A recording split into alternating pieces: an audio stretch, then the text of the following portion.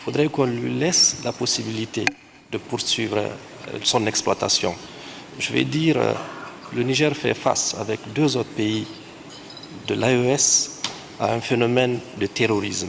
Hier encore, le terrorisme a frappé notre pays. Je voudrais avoir une pensée pour ceux qui sont tombés. C'est une injustice inqualifiable. Nous avons un potentiel extrêmement important. Il n'y a pas que le pétrole.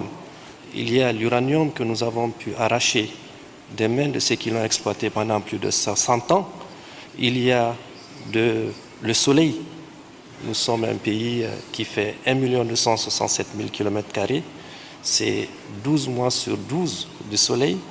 Nous avons du charbon. C'est la plus grosse concentration qu'il y a dans la zone ouest africaine. Nous avons également d'autres ressources, le gaz.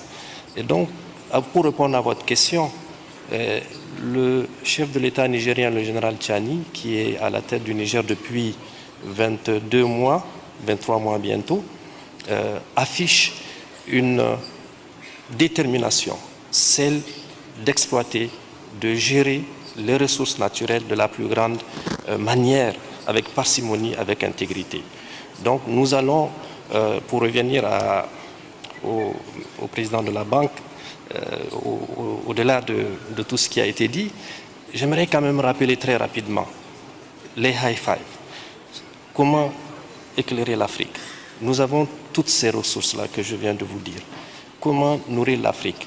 1 267 000 km², 28 millions de terres arables.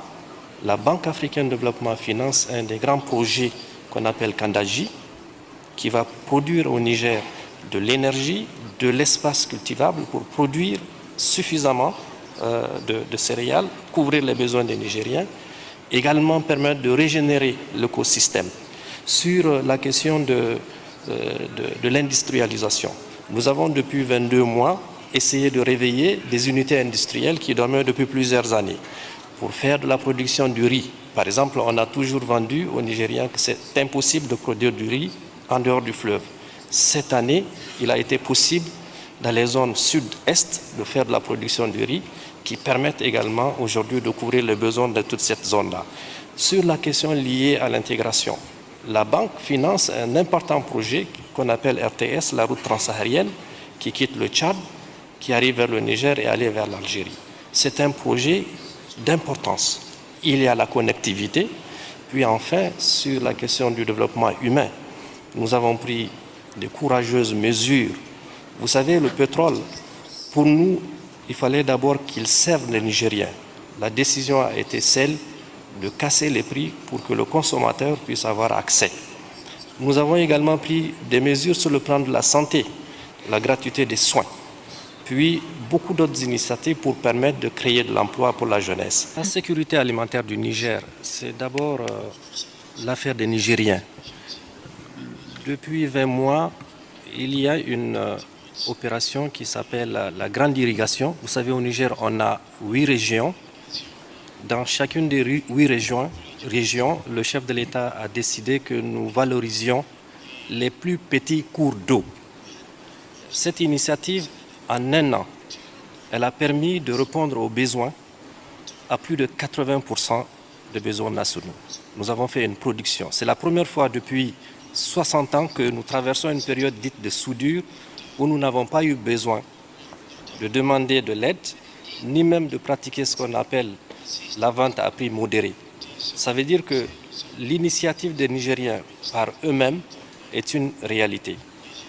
La deuxième chose importante en ce qui concerne l'énergie, le Niger a eu l'honneur de faire partie des pays qui bénéficieront de cette initiative de M300. Nous en ferons le plus grand usage pour renverser davantage la tendance. Vous savez, avant le changement de régime en 2023, nous importions plus de 70% de notre consommation énergétique. À ce jour, il y a moins de 30% que nous importons.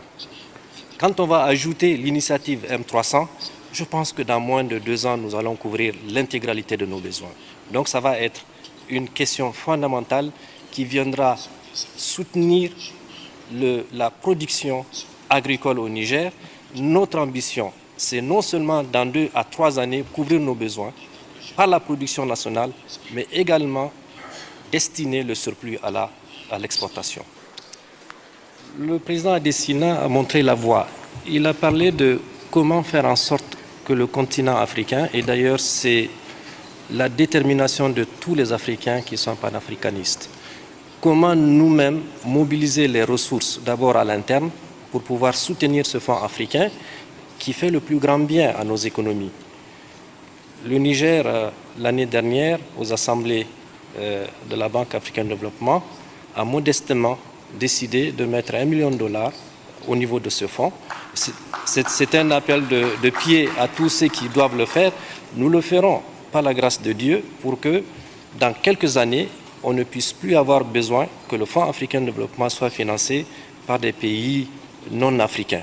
Évidemment, il faut remercier ceux qui contribuent. Pour l'instant, on en a besoin. Mais vous me permettrez de regarder le thème de cette année, tirer le meilleur parti du capital de l'Afrique pour favoriser son développement. Mais nous l'avons. C'est cette jeunesse quand on parle de la population, mais c'est un capital extrêmement important. Et nous avons toutes les richesses qu'il faut. La seule chose qu'il nous faut, c'est de nous réorganiser, qu'il y ait un bon management, un bon leadership, qu'il y ait la paix et qu'on nous laisse gérer nos ressources nous-mêmes et qu'il n'y ait pas d'intrusion sur notre continent. Le Premier ministre de l'économie et des finances, Ali Mohamed Lamine Zen, gouverneur de la BAD pour le Niger, a rendu hommage au président sortant Akume Adesina pour la bonne collaboration. Le Premier ministre qui parlera, c'est l'ancien staff de la banque. Permettez que je parle effectivement en tant qu'ancien staff. Le président Adesina m'a trouvé ici à Abidjan. Nous avions finalisé le retour de la Banque africaine de développement de son siège temporaire qui est à Tunis, à son siège social ici, avec la personne à qui il a succédé, M. Kaberuka, que je salue. J'ai été envoyé au Gabon, juste après. Et puis est venue la question de faire un appui budgétaire au Gabon. Au niveau du conseil d'administration, beaucoup des membres s'y opposaient. Monsieur Adesina m'a fait l'honneur de m'appeler. Il me dit, mais pourquoi vous défendez le fait de faire un appui budgétaire de 500 millions au Gabon? Je lui ai expliqué en 2 minutes que c'est le pays qui a fait dans ses prévisions budgétaires retenant plus de $100 le baril. Et cette année, le baril était tombé quasiment à $29. Et que le Gabon, pour soutenir son économie, avait besoin d'un soutien budgétaire. Il a dit, j'ai tout compris, il a raccroché. Et il a été celui qui a défendu cet appui budgétaire au Gabon. Ça, c'est le premier souvenir que je garde de lui.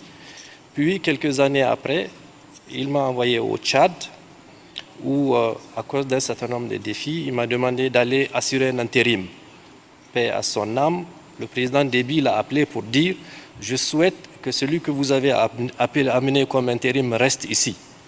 Et il a dit « D'accord, mais il a une mission.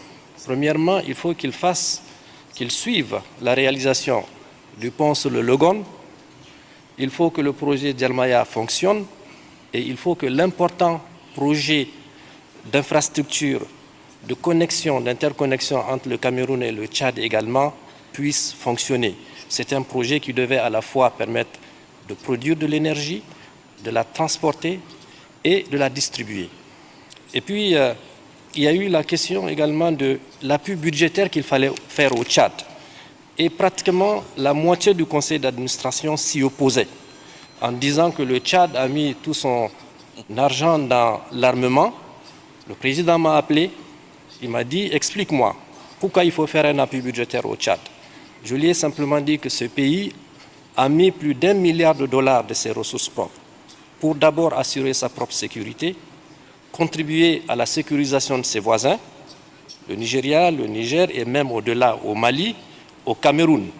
Il dit « J'ai très bien compris », il a raccroché et il a défendu cet appui budgétaire. Ce sont des souvenirs inoubliables. Aujourd'hui,